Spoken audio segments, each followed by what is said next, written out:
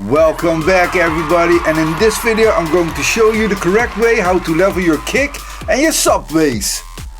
A little bit like this, like this. Let's go!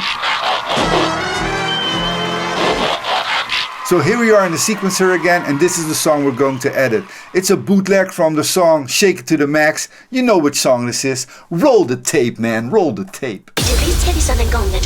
Go with your knees, baby, shake it to the max. And if you turn up the bass to the max, with the keys, just rewind, let me shake it to the back. Shake it to the back. Shake it to the back. Shake it to the back. Real bad girl, get nasty. Shake it to the back. Real bad girl, get nasty. Shake it to the back. Please just rewind, let me shake it to the back.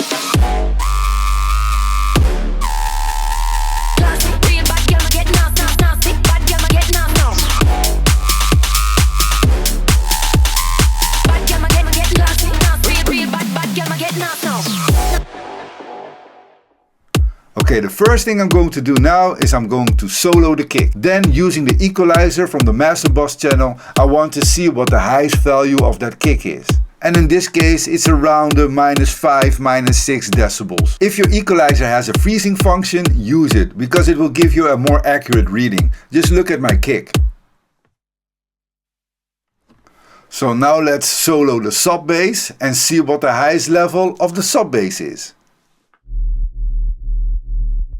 Oh yeah, don't forget to turn off your sidechain.